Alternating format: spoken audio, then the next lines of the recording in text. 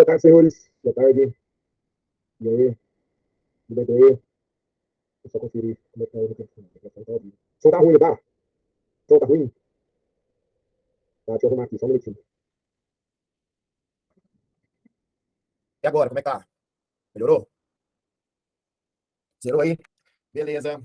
Então é isso, galera. Boa tarde pra quem não falei aí, todo mundo já mandou aqui. Bora lá, vamos começar.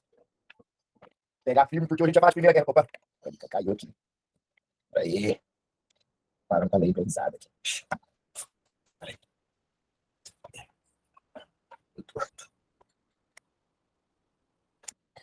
Nossa última aula nós paramos aqui, não foi, gente? Sim ou não? Sim, sim. Isso, Ludmilla. Então hoje a gente vai entrar naquela parte da Primeira Guerra, tentar emendar com a Revolução Russa, para a gente poder se organizar nesse sentido. Então já pega seu caderninho aí, para a gente poder começar. Bem, a gente começa a abrir a partir de agora, né, o século XX. E o século XX, ele ficou conhecido como o século das guerras, né? A gente tem a Primeira Guerra Mundial, a gente tem a Guerra Civil Espanhola, a gente tem a Segunda Guerra Mundial, a gente tem a Guerra Fria, e lá na Guerra Fria tem a Guerra do Vietnã, tem a Guerra da Coreia. Então, pô, o século XX foi o século dos conflitos. A gente abre ele com o estudo de Primeira Guerra Mundial, que vai durar de 1914 a 1918, certinho? Então, quando trabalha a Primeira Guerra Mundial, nós vamos trabalhar especificamente esses períodos, de 1914 a 1918. Não sei se vocês se lembram disso, mas a Primeira Guerra Mundial foi uma guerra de duas tríplices, não é isso? Quem contra quem? A Tríplice Aliança contra... Qual era a outra tríplice? Quem lembra? Quem estudou essa matéria? Contra a Tríplice Entente. Peraí, deixa eu descer aqui. Isso. Quais são os países da Tríplice Entente? Inglaterra, França e Rússia. Quais são os países da Tríplice Aliança? Alemanha, Itália e Império Austro-Húngaro, tá? Esse IH aí quer dizer Império Austro-Húngaro. Bem, gente, no formato que nós trabalhamos aqui, o SEMI, né? Tendo que separar os conteúdos principais, trabalhar alguns conteúdos isolados. Tem um conteúdo anterior a isso que nós acabamos não falando. O que a Alemanha e a Itália têm em comum nesse período da história? Alguém sabe dizer? Isso, Ana Paula, se unificaram de forma tardia, né? Tem uma matéria do século XIX chamada de unificações tardias, que é justamente o processo de unificação da Itália e da Alemanha. E justamente por terem se unificado depois, elas passam a ter objetivos um pouco mais complicados. Até porque a Alemanha e a Itália, eles vão acabar não tendo o quê? Áreas de dominação colonial, neocolonial, imperialista.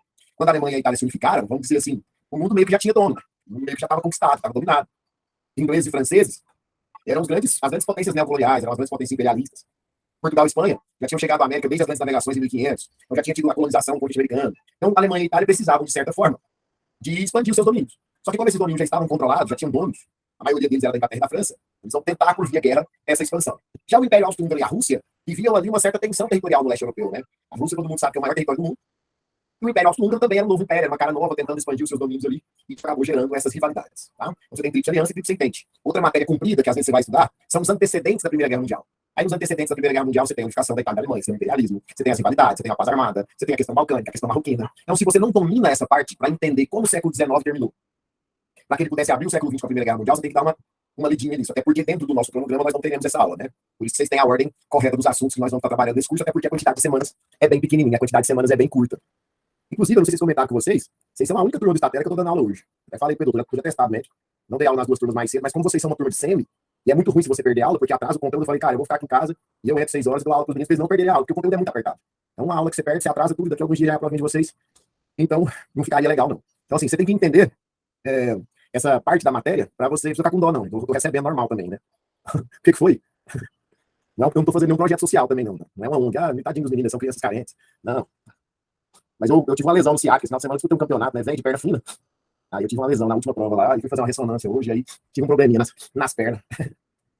Mas é isso, vamos lá. O assunto não é esse agora, não. Então a guerra basicamente vai se desenhar a partir da rivalidade entre essas tribos. Tanto a Primeira quanto a Segunda Guerra Mundial, elas tiveram um estopim.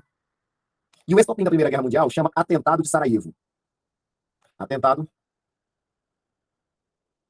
de Sarajevo. Sarajevo. Alguém sabe onde fica Sarajevo? Hã?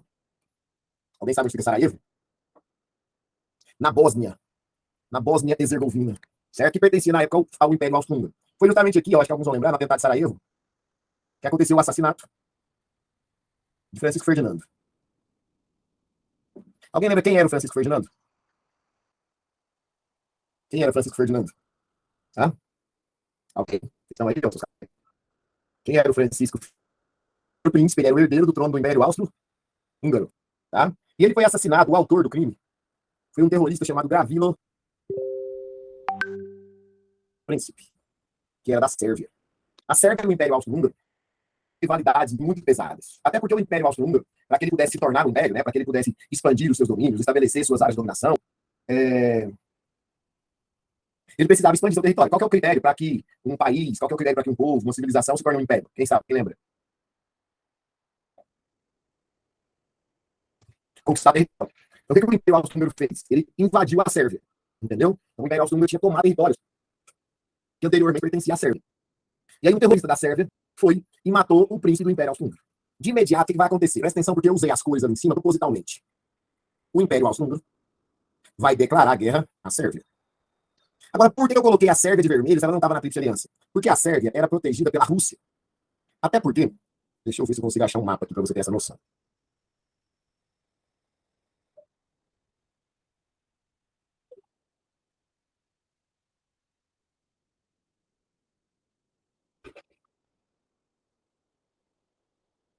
Dá uma olhadinha aqui, ó.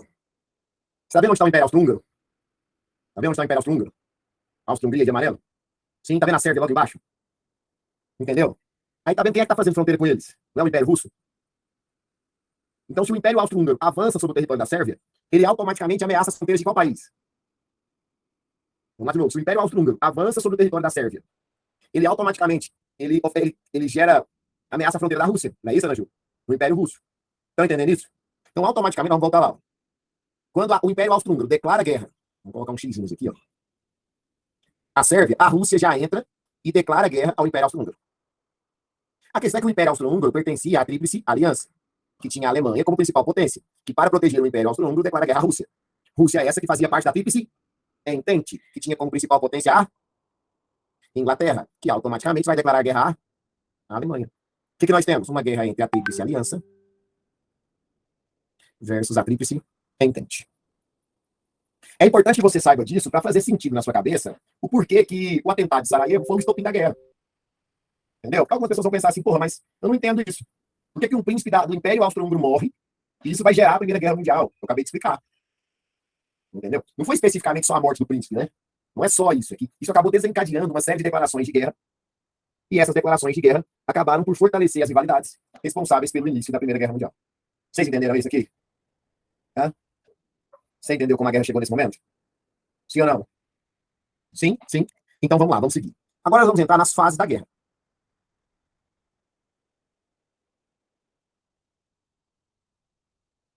E a Primeira Guerra Mundial, ela foi dividida pela história em 3 fases só. A primeira fase, a gente vai chamar, deixa eu só escrever ela aqui primeiro, quer ver? Guerra. Vocês copiam junto comigo? Ou eu posso tocar o barco aqui, vocês estão só assistindo aí, parecendo um programa de televisão? Hã? Sim? Assim, eu pessoalmente, eu fico pensando, desde que o mundo online começou de aula, eu penso nesse formato, tentando fazer com que o aluno da casa dele não fique só parado assistindo a aula. Porque eu fico pensando por mim, se eu tivesse aqui nesse momento assim, ó, terça-feira, 6:30 da tarde, depois de uma tarde inteira de aula, vendo uma aula de história, um tanto de imagem, um cara só falando e eu sem fazer nada, eu já tava dormindo. Caramba. Já tava caído aqui, babando. Entendeu? Eu tento obrigar o moleque a escrever, pelo menos ele tá ativo, fazendo alguma coisa, ele não morrer, cair, dormir, babar, fazer tudo. Entendeu? Então pega o caderno aí, porque se você ficar parado, você for escrevendo, anotando junto comigo, falando, não, é isso aí, tá. Aí pelo menos passa mais rápido, né? O sofrimento, sei lá. Eu gostaria que fosse assim, então por isso que eu faço assim. A primeira fase foi em 1914. Ela vai de fevereiro a agosto. Foi a fase curta da guerra. Movimentação das tropas.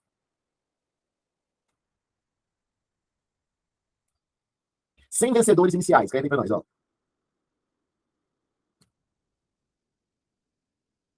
A Alemanha chegou a elaborar um plano de guerra nessa época, chamado Plano Stiefel. Entendeu? Plano Stiefel. Onde a Alemanha achou que seria possível vencer a Primeira Guerra Mundial em 90 dias. Aí, meu filho, é hora de você raciocinar. Tem coisa que o professor não precisa nem ficar explicando, né? É só você raciocinar. Pensa, se a guerra durou 4 anos e a Alemanha elaborou um plano onde a guerra acabaria em 90 dias, o que aconteceu? Não deu certo, né? Pelo amor de Deus. Eu vou falar melhor sobre ele. E nós tivemos, nessa fase,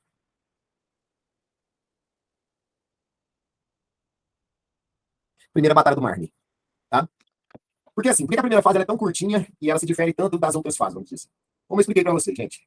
Na primeira fase, nós temos que organizar ali os campos de batalha. A Primeira Guerra Mundial, ela foi uma guerra de trincheiras. Vocês já viram imagem de soldados entrincheirados? Rapidinho, aí eu volto aqui.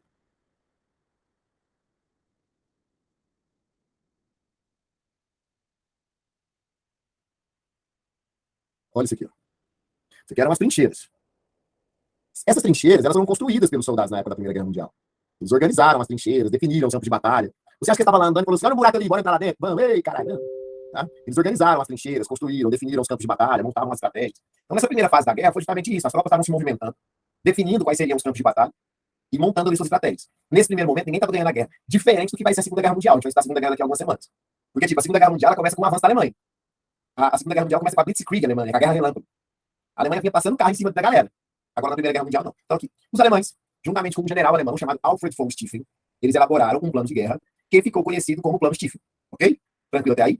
O Plano Stieffen, ele acabou, então, sendo um plano onde a Alemanha achava que era possível invadir o território da França, derrotar os franceses, e a partir da derrota dos franceses, eles impediriam os ingleses de continuar, até porque a guerra para a Inglaterra ficaria uma guerra mais inacessível, a Inglaterra é um país da Europa, mas que não está colado ao continente. Então, a ideia era ocupar a França e meio que ilhar a Inglaterra. Logo na primeira tentativa dos alemães de derrotar os franceses, na primeira Batalha do Marne, os alemães foram derrotados. Entendeu? Então, essa derrota alemã acabou por colocar fim a esse conflito. Acabou por não permitir, né, obviamente, que a guerra atingisse seus níveis maiores. Então, assim, a guerra durou 4 anos. A Alemanha achava que era possível vencer essa guerra em 90 dias. Não foi possível vencer a guerra em 90 dias. Isso aí já está bem óbvio para todo mundo. Certinho? Aí começa a segunda fase da guerra. Aí nós vamos para uma fase mais extensa e mais complexa. Deixa eu só ver se esse carregador vai mudar aqui. Só um minutinho. Deixa eu pegar o carregador do notebook, ele vai desligar aqui.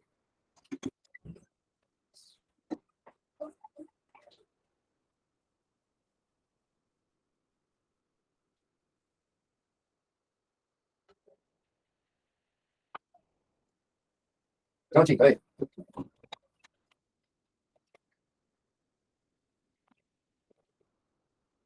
Foi.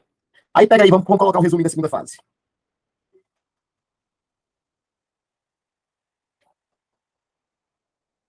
Guerra de trincheiras.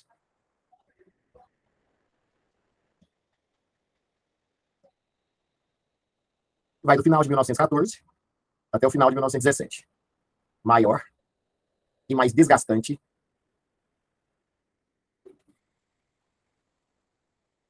fase da Primeira Guerra Mundial. Porque assim, cara, a gente viu ali agora as imagens dos soldados entrincheirados. Você já pensou nisso, cara? Tem relatos de soldados na Primeira Guerra Mundial dizendo que eles ficavam meses dentro das trincheiras, meses. Né? Dizendo que os corpos, que muitas vezes morriam, não podiam ser retirados, né? Eles tinham que esperar o dia certo para poder retirar os corpos, para poder redefinir ali os campos de batalha. Então, de fato, a vida dentro das trincheiras é uma vida muito sofrida. Tem uma imagem, não sei se não estou achando ela, que mostra assim, as camas que eles moravam dentro das trincheiras. Essa imagem que é um clássico. Né? O tanto que essa trincheira era apertada, olha, o tanto que ela era comprida. Então, foi uma fase longa, extremamente sofrida, extremamente desgastante, onde a Primeira Guerra Mundial se organizou. E é importante você lembrar de uma coisa, que muitos de vocês, acho que alguns de vocês devem fazer também o Enem, né? Eu me refiro ao Enem porque a prova do Enem é uma prova que mostra imagens. Então, o livro quase não usa imagem, a aula evangélica também, pouquíssimo, mas o Enem é uma prova que gosta muito de imagens. Você viu soldados dentro de uma trincheira, você jamais vai marcar a Segunda Guerra Mundial. Se estiver falando de guerra, é sempre a primeira. Até porque na Segunda Guerra Mundial você tem um grande avanço da guerra aérea. Na Segunda Guerra Mundial você tem os aviões de guerra. E aí pensa comigo, vem um soldado em um exército em sã consciência, vai ficar dentro de um buraco podendo ser atacado pelo ar, né, gente? Você conhece o exército inteiro dentro da trincheira, vem um avião, joga uma bomba lá e ganha uma batalha. Ah, Marcelo, então na Primeira Guerra Mundial não tinha avião? Apenas aviões biplanos, que eram aqueles aviões com 2 motorzinhos de lado, e só tinha um lugar para um piloto e um lugar para uma pessoa atrás. E o avião voava muito baixo, então eram aviões muito mais para poder avistar as trincheiras do que de fato para atacar as trincheiras. E era perigoso voar esses aviões biplanos em cima das trincheiras, até porque as metralhadoras derrubavam esses aviões. Entendeu? Eles não voavam tão alto. Então, viu uma imagem de soldado entrincheirado assim, nunca vai ser Segunda Guerra. A resposta vai ser sempre ligado à Primeira Guerra Mundial, tá? Então, a fase das trincheiras. Agora, foi também a fase das mudanças. Como assim, professor, as mudanças? Aquele desenho de Tríplice Aliança e Tríplice Entente, que o desenho da Tríplice Aliança da Tríplice Entente que eu coloquei ali em cima, ele vai mudar. Primeira mudança, a Itália. A Itália mudou de lado. A Itália era de que lado, meninos? A Itália era de que tríplice? Hã? Da Tríplice Aliança. Ó, eu estava até ensinando isso para os meus alunos. Essa semana que eu estava dando essa matéria. Em outras escolas. Eu estou usando um copo térmico aqui, mas é água, gente. Água que você tá bebendo. É que eu queria beber, não estou tomando remédio. A Itália mudou de lado na guerra porque ela por parte da guerra da França. Uma chamada Itália Irredenta. A Itália Irredenta seria a Itália anexada. Tá? Foi a Etiópia. Tá? A Itália passou a ter uma colônia na África, que era a Etiópia. E também passou a expandir as suas áreas de dominação por alguns outros territórios ali próximos aos franceses. A Itália Irredenta. A Itália mudou de lado. A Itália saiu da Tríplice Aliança e foi para a Tríplice Entente. Mudança, Estados Unidos. Entra guerras mundiais, os Estados Unidos vai entrar no mito final, né, gente? Submarino atacou o navio Lusitânia, Inglaterra. Só que esse navio Lusitânia, ele transportava tripulantes dos Estados Unidos para a Inglaterra. Não sei se a Alemanha sabia disso, se foi proposital ou se não foi. Mas um submarino alemão atacou e afundou um navio inglês chamado navio Lusitânia. E nesse ataque morreram 119 tripulantes estadunidenses. Isso teria provocado a entrada dos Estados Unidos na guerra contra a Alemanha. Os Estados Unidos já estavam puto com a Alemanha, até porque no começo da guerra, os Estados Unidos eles vendiam armas dos dois lados. Entendeu? No começo da guerra, os Estados Unidos vendiam armas dos dois lados. E aí a Alemanha, depois que ela fortaleceu muito a sua indústria do aço, passou a produzir armas, ela começou a abastecer a Tríplice Aliança com os armamentos. E eles pararam de comprar dos Estados Unidos. Então os Estados Unidos já estavam meio puto com a Alemanha. Aí um submarino alemão afunda um navio inglês, Lusitânia, morrem 119 estadunidenses, e isso provoca a entrada dos Estados Unidos na guerra. E a terceira mudança, a Rússia sai da guerra. Por causa do quê, gente? Da Revolução Russa. A Revolução Bolchevique de 1917. Entendeu? Só para deixar claro aqui, ó, a mudança da Itália foi em 1915, a entrada dos Estados Unidos em 17, a saída da Rússia em 1917. Entenderam isso? Vamos fazer isso aqui, ó. Puxa uma setinha e faz assim, ó. Um balanço.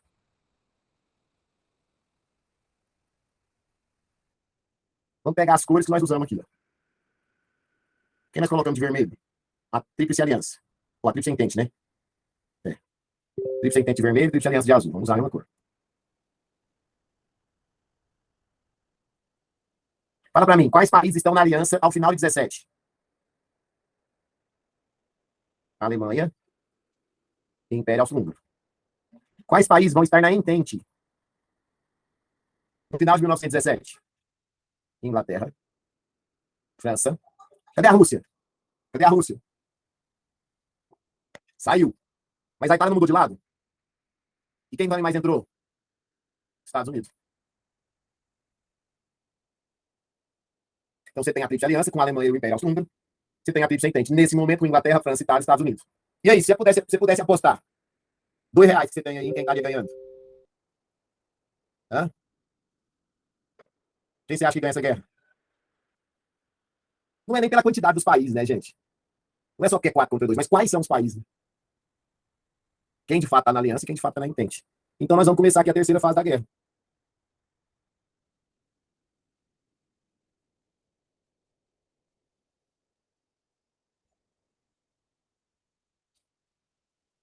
A história vai chamar de Nova Guerra de Movimento.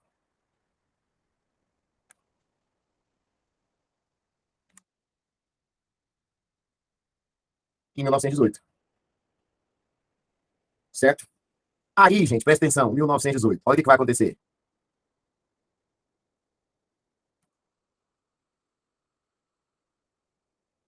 Início da gripe espanhola. Tá? Eu me lembro bem, assim, e eu hoje em dia eu consigo respeitosamente atribuir isso à simplicidade de muitas pessoas, né, cara? Infelizmente as pessoas muitas vezes não tiveram a oportunidade que vocês estão tendo de ter um estudo, de ter acesso a conhecimento. Quando começou a pandemia do Covid, né, era muito comum que a gente escutasse pessoas mais simples falar assim, nossa, meu filho, Jesus está voltando, o mundo está acabando, o mundo nunca viveu uma desgraça como essa, as pessoas estão morrendo tudo, o mundo vai acabar, Jesus está voltando. Não é assim, as pessoas falam. Gente, é importante que a gente entenda que o mundo já viveu situações como essa. O mundo já viveu outras pandemias, o mundo já viveu outras grandes pestes, né, historicamente falando. E com a pandemia que nós vivemos, eu sempre preferi estudar do que viver, né? Não tinha vivido uma, não. Aí nós vivemos, né, para saber como é que é. Eu aí não só tinha estudado a grande pandemia, nós passamos por isso é foda, né? Então, assim, o mundo não só já viveu outras pandemias, como nós vivemos uma pandemia na época da Primeira Guerra Mundial. Ou seja, já foi inclusive pior. Nós vivemos a pandemia na época de uma guerra, que foi a gripe espanhola. Eu não sei se você sabia, mas a gripe espanhola é o H1N1. Sabia disso? E não é espanhola. Tá? A gripe espanhola é o H1N1 e não é espanhola. Como assim, Marcelo? A gripe espanhola não é espanhola? Isso. A Espanha estava na guerra? Conta pra mim, a Espanha estava na Primeira Guerra? Sim ou não? Não. A Espanha não estava na Primeira Guerra. Ou seja, a Espanha foi o primeiro país a noticiar a gripe. A Espanha foi o primeiro país a dar notícias que haviam pessoas morrendo de uma doença respiratória que eles não conheciam. Até porque já estava morrendo gente na França, na Inglaterra, na Alemanha, na Itália. Só que esses países não podiam soltar a notícia. Já imaginou? Você, no meio de uma guerra, aí você vai e solta a notícia que dentro do seu país as pessoas estão morrendo de uma doença respiratória que você não conhece, que vocês estão fragilizados. Todo mundo ficou caladinho. E você já imaginou um vírus igual o H1N1 se disseminando dentro de uma trincheira? Você acha que ele ia gastar quantos dias para pegar todo mundo? Entendeu isso? Então a gripe se espalhou rapidamente pela Europa durante a guerra. E aí um ponto que eu preciso te falar é, acredita-se, olha pra mim, acredita-se, existe uma teoria que afirma que a gripe espanhola tem a origem nos Estados Unidos. Ok? Isso nunca vai ser possível provar. É tipo a Covid, né? Onde acredita-se que a origem tenha sido a Covid-19? Na China. Acredita-se. Aí tinha aquela teoria de que foi a criação do vírus, né, pelos chineses, de que isso e que aquilo, mas isso é uma teoria. Tá? Por que acredita-se nessa origem dos Estados Unidos? Até porque foi só depois da entrada dos Estados Unidos na guerra é que a gripe espanhola teria atingido a Europa. Então, por isso, acredita-se que ela teria origem nos Estados Unidos. E, gente, a gripe espanhola, ela causou muita coisa parecida com o que nós vivemos hoje em dia. Muita coisa parecida mesmo. Olha as pessoas andando na... Né, o Brasil vai e me manda um navio para a guerra em 1918. Esse navio chamava Navio Demerara. E os caras me trazem a gripe para o Brasil. Olha isso aqui. Olha a notícia do jornal, ó. O Rio é um vasto hospital. A invasão da influenza espanhola. Gente, ó. A grande desgraça. O que mais? Hospitais superlotados, comércio fechado, escolas fechadas, pessoas morrendo na rua de mal respiratório. Então, era uma situação muito complicada e muito próxima do que nós vivemos. O Brasil chegou a perder, na época, o presidente eleito. Não sei se você lembra de falar disso, mas em 1918 foi ano de eleição. E venceu a eleição novamente para presidente o Rodrigues Alves. O Rodrigues Alves seria presidente do Brasil pela segunda vez a partir de 19. O Rodrigues Alves não assumiu porque morreu de gripe espanhola. Então, fala de gripe espanhola. Então, que piada horrível. Olha aí. Maria. Ô, Maria Jaca, até você tá assistindo a aula? Que milagre, hein? Criou vergonha na cara? Olha aí, olha os hospitais, como é que ficavam. Entendeu? Então, o trem era tenso. No Rio de Janeiro, cara, no Rio de Janeiro, eles chegaram a criar uma lei muito massa. Era uma lei que dizia assim, ó, tinha toque de recolher na rua do Rio de Janeiro, entendeu? Se você fosse pego na rua, depois do horário do toque de recolher, você podia ser preso e obrigado a trabalhar com coveiro por 3 dias. Você era preso no Rio de Janeiro, isso. Você era obrigado a trabalhar com coveiro por 3 dias. Já imaginou isso? Então a situação se espalhou muito rápido, tá? Professor, a gente pode relacionar a gripe espanhola com, de certa forma, tipo assim, acelerar o fim da guerra? Claro que sim, tá? Claro que sim. Então, a gripe espanhola impulsionou o fim do conflito. Agora, eu posso falar que a guerra acabou por causa da gripe espanhola? Aí não, já é exagero. Ela vai impulsionar, mas ela não vai acabar por causa da gripe espanhola especificamente. Vamos lembrar, quem é que estava do lado da Tríplice Aliança? A Alemanha e o Império Austro-Húngaro. No final de 1918, valendo a partir de 1919, foi assinado no Império Austro-Húngaro um tratado chamado Tratado de Saint-Germain. E esse Tratado de Saint-Germain foi o tratado que determinou pela fragmentação do Império Austro-Húngaro. Virou basicamente 3 países: Áustria, Hungria e Bósnia. Então, se o Império Austro-Húngaro deixa de existir, é igual hoje. Hoje existe o Império Austro-Húngaro? Não. O Império Austro-Húngaro acabou. Quando? Final de 1918, começou em 1919, o Tratado de Saint-Germain. Sobrou quem sozinha lá na Tríplice Aliança, gente? Hã? A Alemanha. Entendeu? E mesmo assim, a Alemanha, em 1919, 1918, na verdade, ainda tentou lutar. Mas não conseguiu. Derrota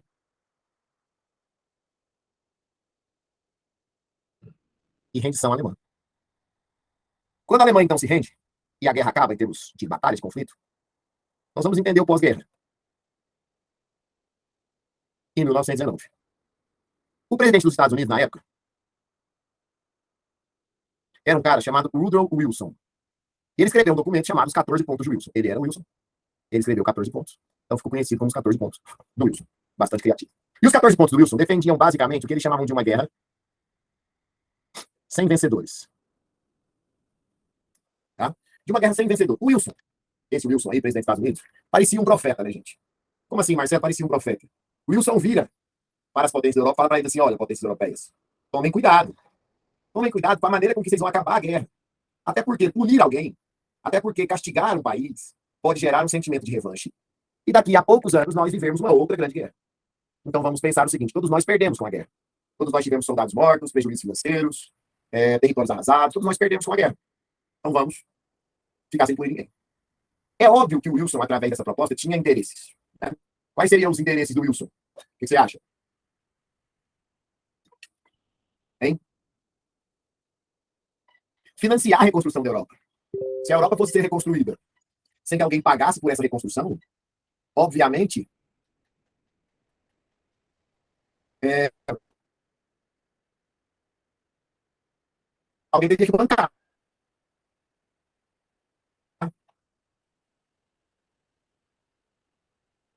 E aí?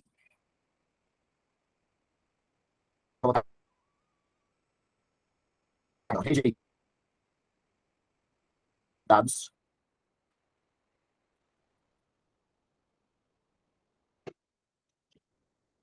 Aceitação apenas do ponto 14. Alguém sabe qual era o ponto 14 dos 14 pontos? Por que tem uns dois levantando a mão aí no chat? Você está levantando a mão por quê?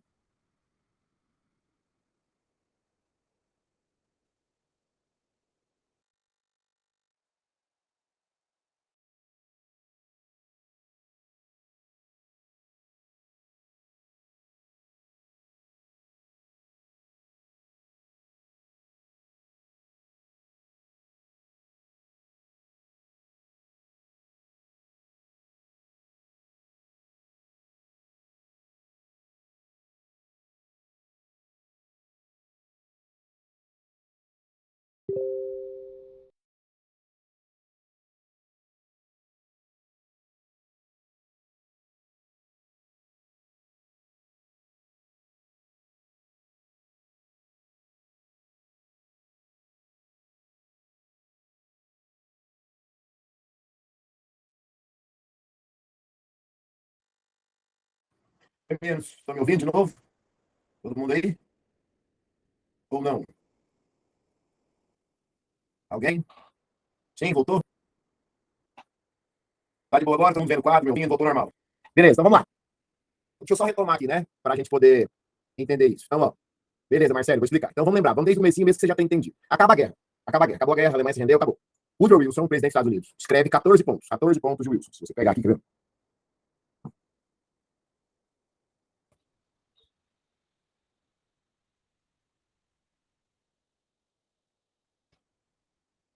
Aqui, ó. Ó. Essa mensagem enviada ao Congresso americano, presidente Wilson sumariou sua plataforma para a paz que concebia. Ele escreve 14 ideias. Acordos públicos, liberdade dos mares, eliminar as barras econômicas, limitação de armamentos, evacuação da Rússia, restauração da Bélgica, beleza. Só que nenhum desses pontos previa, como eu falei para você, a punição de algum país. Ninguém seria culpado pela guerra, ninguém teria que pagar pela guerra, e a Europa precisaria se reconstruir. Até porque, gente, a Europa foi o palco da guerra. E é muito importante que vocês entendam que, afinal de toda e qualquer guerra, até quem perdeu, ou até quem ganha, sai fraco. Não é verdade? É tipo aquela galera que fala assim, ah, vamos fazer uma festinha da turma? Aí todo mundo quer fazer a festa. Mas você pergunta assim, vai ser na casa de quem? Aí ninguém quer dar a casa. Todo mundo quer a festa, mas ninguém quer dar a casa. Até porque eles sabem o quê, gente? A casa vai virar um caos depois da festa, né, velho? Bagunça, os caras quebram tudo, o povo caga nas plantas, vira aquela anarquia. Então, ó, o que isso tem a ver com a guerra? Tudo. A guerra aconteceu. Quem ganhou? A Inglaterra, a França. Mas olha para você ver, deixa eu mostrar aqui, ó. Londres.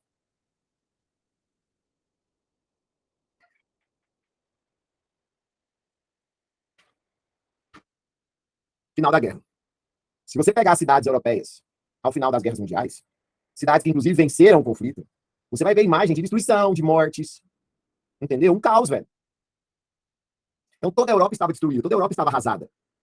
Quem ganhou e quem perdeu. Então o que a Inglaterra e a França queriam? Punir alguém. Eles queriam obrigar alguém a pagar por esses estragos. E aí o Wilson falou: não, não pune ninguém, não. Se vocês punirem alguém, isso vai gerar revanche. Isso vai gerar desejo de vingança. E essa potência pode gerar uma outra guerra. Não aceitaram isso. O único dos 14 pontos de Wilson aceito foi o ponto 14, que era o ponto da Liga das Nações. Que hoje seria a ONU.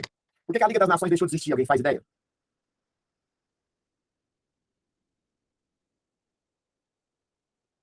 Hum? Por que a Liga das Nações deixou de existir? Por causa da Segunda Guerra, né, Júlio? É tipo a ONU, galera. A ONU é criada na Conferência de São Francisco em 1945.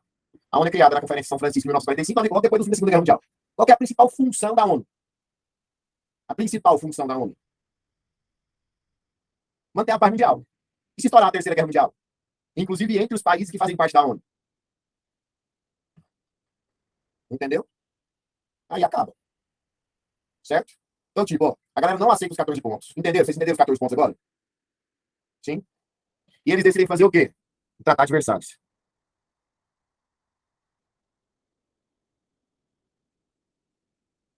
Só ver um negócio aqui, peraí.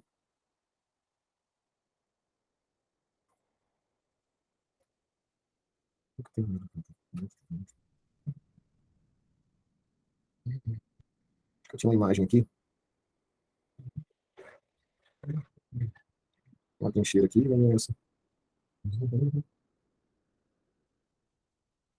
Nunca acho nada na hora que eu tô aqui na aula. Eu dividi isso aqui em pastas logo. Toda vez que eu vou fazer, me dá uma preguiça do caralho.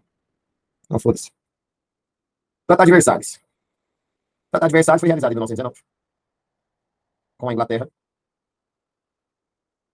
a França e os Estados Unidos. Qual foi a primeira coisa que eles fizeram?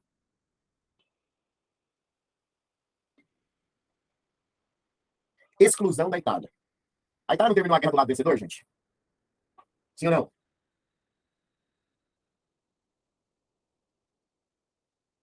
Sim. Então a Itália poderia, de certa forma, fazer parte. É... Poderia. Mas a Inglaterra e a França falaram, não. A Itália mudou de lado por que motivo mesmo? Eu expliquei agora. Hein? A Itália mudou de lado por que motivo mesmo? Eu expliquei agora.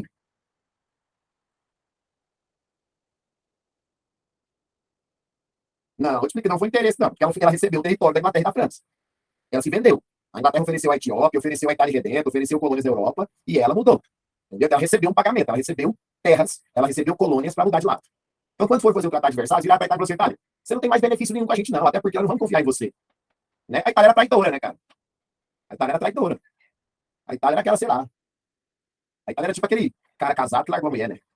Pra ficar com outra. E aí ele vira e fala: agora eu vou ser fiel a você. Vai ser fiel por nenhum. Era a Itália, bro. Eles falaram: Itália, você vai ficar na sua ilha. Você não vai fazer parte, não. Excluir a Itália. É importante você entender a exclusão da Itália para você entender a crise que a Itália vai mergulhar e que vai fazer a Itália se tornar fascista. Não é isso, Marcelo? É importante entender por que a Inglaterra sai por que a Itália sai da guerra do lado vencedor, mas em crise. Ok? E punições à Alemanha. A Alemanha,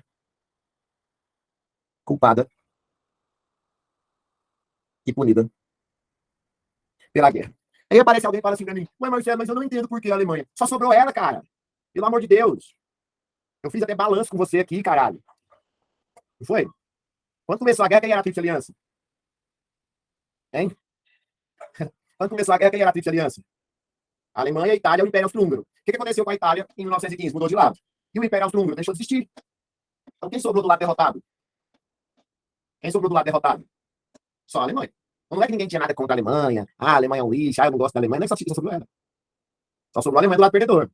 Aí viraram para a Alemanha e falaram: ó, Alemanha, você vai perder todas as suas colônias. A Alemanha, na época da Conferência de Berlim, ela tinha anexado algumas colônias na África, né? Poucas, mas tinha. A Alemanha teve o seu território reduzido.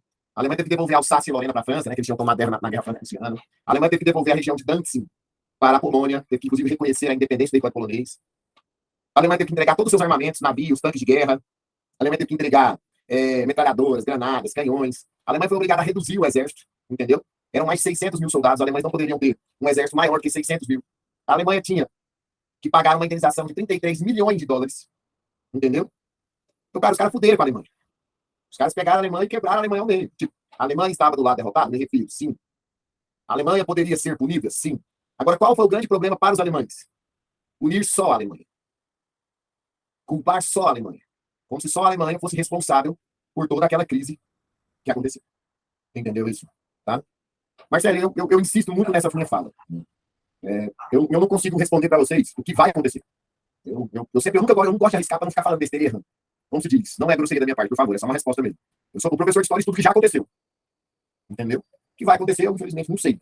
Até porque a guerra que está acontecendo entre a Rússia e a Ucrânia não é uma guerra mundial. Ela não envolve diretamente outras potências ainda.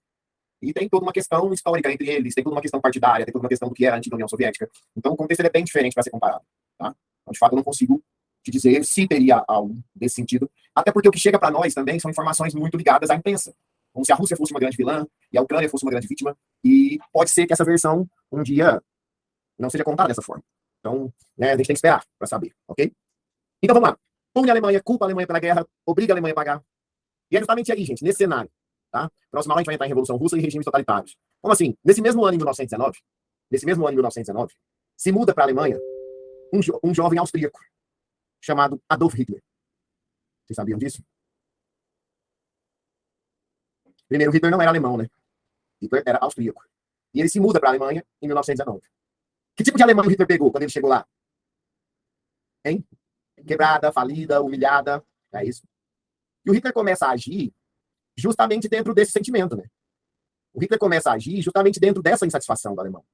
Desse sentimento do alemão de insatisfação, de humilhação, de fraqueza. Entende? Então, assim, como eu falei, a história ela não tem si.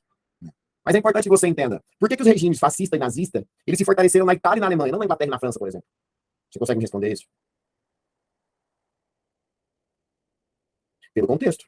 Porque esses partidos, eles vão se fortalecer com um discurso de que se eles chegassem ao poder, eles tirariam esses países da crise, entendeu isso? O Hitler não aparece como um monstro na Alemanha. Ele não chegou na Alemanha falando, eu sou o Hitler, vou matar todo mundo. Não, filho. O Hitler se apresenta como um messias, como um salvador. Como alguém que seria capaz de tirar a Alemanha daquela situação. Como alguém que iria recuperar o território alemão. Como alguém que ia mostrar para a Europa inteira que a raça alemã era superior às outras raças. Como alguém que ia mostrar para a Europa inteira que a Alemanha era capaz de reconquistar seu espaço. Como alguém que seria capaz de reconquistar o orgulho do alemão, entende? O discurso fascista, o discurso nazista, ele nunca se apresenta de uma maneira negativa. Ele sempre se apresenta como a solução dos problemas. Ele sempre se apresenta como se fosse um salvador daquela crise que o país vivia. E aí ele é apoiado pelo povo, tanto Hitler quanto Mussolini se fortalecem apoiados pelo povo, e aí as coisas começam a mudar. Por que eu preciso que você entenda isso? Nazifascismo, crise de 29, Segunda Guerra, são assuntos que estão interligados. Se você não entender como a Primeira Guerra Mundial acabou, você não vai conseguir entender nas próximas aulas. Então, entender o final da Primeira Guerra, entender o que foi Versalhes, e quais as consequências do Tratado de Versalhes, vão ajudar demais a gente entender as próximas aulas. Tá bom? Fechou? Então é isso. Valeu demais, é nóis, tchau pra vocês. Semana que vem a gente continua a nossa caminhada. É nóis, galera. Tchau, falou.